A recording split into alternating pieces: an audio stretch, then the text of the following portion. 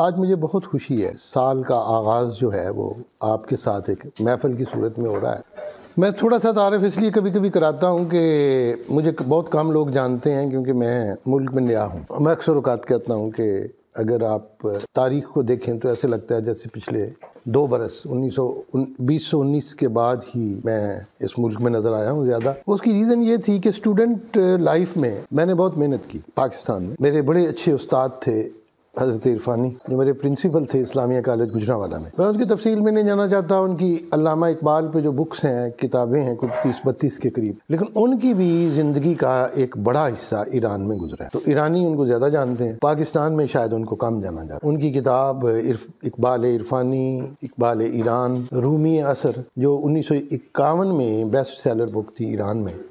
رومی اثر انہوں نے کہا تھا کنٹمپریری رومی علامہ اقبال۔ پھر اقبال در نظر ایرانی ہا، اقبال ایرانیوں کی نظر میں، sayings of Rumi and Iqbal, تو بے شمار ان کی، حتیٰ کہ انہوں نے ضرب کلیم کو بھی علامہ کی اردو کتاب کو فارسی شعروں میں ترجمہ کی۔ تو اتنی بڑی شخصیت جن کے خود اپنی جو اہلیہ تھیں، اللہ ان کو گری کے رحمت کرے دونوں کو، وہ علامہ اقبال کے بہن کی پوتی اور بڑے بھائی کی نواسی تھی۔ انہوں نے دونوں نے، میاں بیوی نے، میری وہ علمی جو تھی پیاس، اس کی وجہ سے اپنا بیٹا بنایا ہوا تھا، اور میری بیگم نے آنا تھا، جو ان کی طبیعت نہیں ٹھیک تھی، وہ بھی ڈاکٹر عرفانی کی بہن کی نواسی میں۔ رشتہ بھی میرا انہوں نے خود اپنی فیملی میں کروایا۔ ڈاکٹر عرفانی کی بارات علامہ اقبال نے خود ریسیو کی، اور آخری بارات تھی جو اقبال منزل سیالکوٹ میں آئی، تو میرے وہ استاد تھے۔ تو ان کے جو تایا تھے ڈاکٹر عرفانی کے، جنہوں نے پالا تھا ان کو، مولوی الف دین تھے، اور مولوی الف دین وہ تھے جن کو علامہ اقبال نے اپنی پہلی کتاب اسرار خودی، جو پہلی کتاب انہوں نے چھاپی شاعری کی فارسی میں تھی، تو مولانا الف دین کے پاس بھیجی تھی کہ مولانا اس کی اصلاح کر دیں۔ تو علامہ کے بڑے قریبی تعلقات تھے مولوی الف دین۔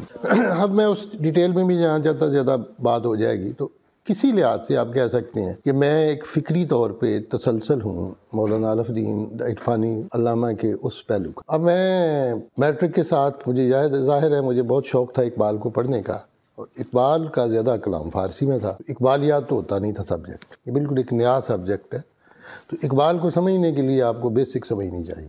تو بیسک میں میرا آج بھی بڑا ایمان ہے کہ سب سے زیادہ جو آپ کو سمجھنے کی ضرورت ہے اقبال کو پڑھنے کے لیے، وہ ہے قرآن پاک۔ تو میں نے اپنے آغاز کا جو حصہ تھا بہت زیادہ وہ قرآن کو سمجھنے میں صرف کی۔ پھر میں نے عربی کو بھی پڑھا، عربی شعراء کو بھی پڑھا، جاہلیہ کے شعراء کو بھی پڑھا، اور عربی زبان پہ میں نے کافی حد تک دست رسا۔ فاضل فارسی میں نے 14 سال کی عمر میں کیا، جو آنرز ڈگری تھی، خیر میٹرک کے ساتھ۔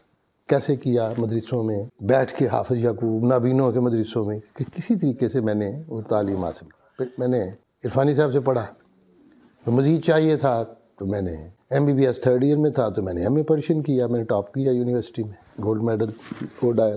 پھر مجھے انہوں نے یونیورسٹی نے MOL master of oriental learning کی ڈگری دی، اور میری تسلی نہیں ہوئی۔ پھر میں نے PhD کیا فارسی میں، اور PhD جس مہینے کیا اسی مہینے میں نے FCPS بھی کیا۔ تو یہ، اور پھر میں انگلینڈ چلا گیا۔ انگلینڈ میں نے پھر میڈیکل کی ساری کوالیفیکیشن جو تھیں، یہاں سے میں نے FCPS کیا ہوا تھا، وہاں سے میں MCPS FCPS، وہاں سے میں نے MRC پیتھ لنڈن سے کیا، FRC پیتھ FRCP۔ برٹن میں بھی I was slightly over qualified then WTC، اور آج بھی پروفیسر آف وائرالوجی مانچسٹر نے اپنے آفس میں میری فوٹو لگائی ہوئی ہے، one of the great scholar جو ان کے تھے ایکسپرٹس پروفیشنل۔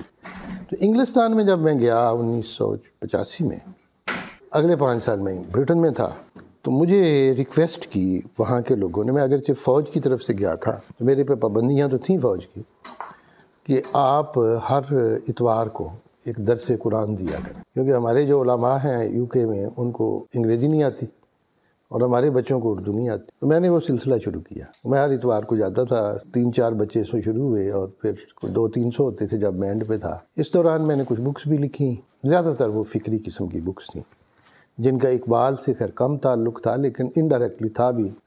تو اس وقت کی میری جو کتابیں ہیں، بہائیت اور بابیت اپنے عقائد کے آئینے میں، حقیقت حال، سکھ مذہب اور تحریک اور مغلیہ سلطنت، اسی طریقے سے تھی وہ ایک آدھ اور کتابیں تھیں، ذکری فرقہ جو بلوچستان کے، بڑی زیادہ تر اس وقت کا یہ تھا۔ انگلستان سے میں پاکستان آیا تو میں فوجی یونیفارم میں تھا، اور فوج کی سخت پابندیاں کہ لکھ تو سکتا، پڑھ سکتا تھا، بہت پڑھا، لکھا بھی۔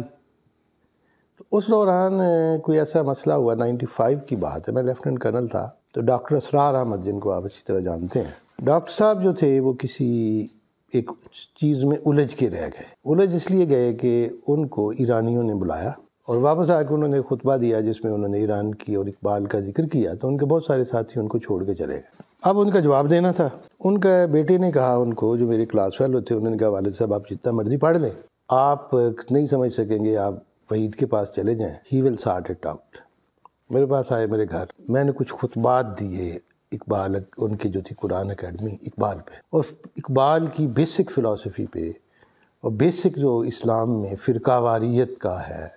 فرقہ واریت میرے خیال میں سیاسی طور پہ کریٹ کی گئی ہے، اسلام کی روح میں نہیں ہے. ٹھیک. اور اگر ابو بکر صدیق رضی اللہ تعالیٰ عنہ، عمر فاروق، حضرت علی کی طرف چلے جائیں، حضرت عثمان کے، اس معنی میں اصل دین وہی ہے جس کا فرقہ واریت سے کوئی تعلق. اور کئی اور ڈاؤٹس ہیں، جیسے فقہ میں ہم نے ڈاؤٹ کی، پھر اس پہ میں نے اسٹڈی کیا. خیر میں نے زورواسٹرین ریلیجن کو بھی پڑھا. ڈاکٹر اسرار نے یہ کیا کہ میرے جو خطبات تھے وہ انہوں نے اپنے رسالے میثاق میں قسط وار چھاپے، 1.5 سال جو چھاپے. مجھے انہوں نے کہا کہ ڈاکٹر صاحب یہ تو اب کتاب بن گئی ہے. پھر انہوں نے میری کتاب چھاپی، اقبال اور اہل فارس کی علمی اور عملی میراث کے عنوان سے، کوئی تقریباً 650 صفحے کی ہے، 650 ہے یا 550. اس کے پہلے بھی انہوں نے میری ایک بک چھاپی، اور اس کتاب کے کوئی 3 ایڈیشن ان کی زندگی میں بھی آئے. اب میں ایک ایسا واقعہ آیا کہ مجھے I have to leave army immediately overnight. وہ یہ ہوا کہ جب بریگیڈیئر ٹو میجر جنرل کی پروموشن کا وقت آیا، یہ چیز جو ہے نا، اس کو آپ زیادہ اس میں نا، تو فوج کی اپنی وجوہات تھیں. جب انہوں نے پروموٹ نہیں کیا کہ زیادہ پڑھ گیا یا کیا ہو گیا، تو اس کے رزلٹ یہ نکلا کہ میں نے I have to leave army honourably and I left the country. فوج کے دوران میں WHO میں بھی میں نے کام کیا. یونائٹڈ نیشنز کی جو ٹاپ موسٹ کمیٹیز تھیں ایڈز پہ، اس کا میں ممبر رہا. Global task force, regional task force, UN کے کچھ انسٹیٹیوشن جیسے لاسا فیور افریقہ میں آئی لیڈ گائیڈڈ دیم. تو ورلڈ میں نے کافی کام کیا، پروفیشنلی بھی میڈیکلی بھی. اب فوج جب چھوڑی تو مجھ پہ پریشر تھا امریکہ کا کہ میں امریکہ شفٹ ہو جاؤں. خیر میں نے جان ہاپکنس کے ایک سبسڈی کو جوائن کیا، اور ان کے سیٹ اپ میں کام کرتا کرتا مختلف مراحل پہ امریکہ، UAE، مڈل ایسٹ. اب میں مڈل ایسٹ آ گیا. UAE میں جان ہاپکنس کے ساتھ تھا، اور ٹاپ موسٹ ان کا گریڈ تھا. I was there for the next 10 year. ادھر گئے، گھر بہت بڑا تھا، اس سے بھی بڑا تھا، مال تھا، اور ارد گرد کھجوروں کے باغات تھے. وہاں سے ہم نے اقبال پہ شروع کیا. پھر ہم نے ایک مجلس قلندرانِ اقبال بنائی. قلندرانِ اقبال اس لیے کہا کہ صوفیاء میں مختلف سلسلے ہیں، چشتی، قادری، سہروردی، اس طرح ان کے ہیں، گیلانی، اور پھر شاذلیہ سلسلہ ہے مصر کا. یہ اپنے آپ کو صوفیاء پابند سمجھتے ہیں اپنے سلسلے. قلندر وہ ہوتا ہے جو کسی سلسلے کا پابند نہیں ہوتا، انڈیپینڈنٹ. اقبال نے خود کو قلندر کہا.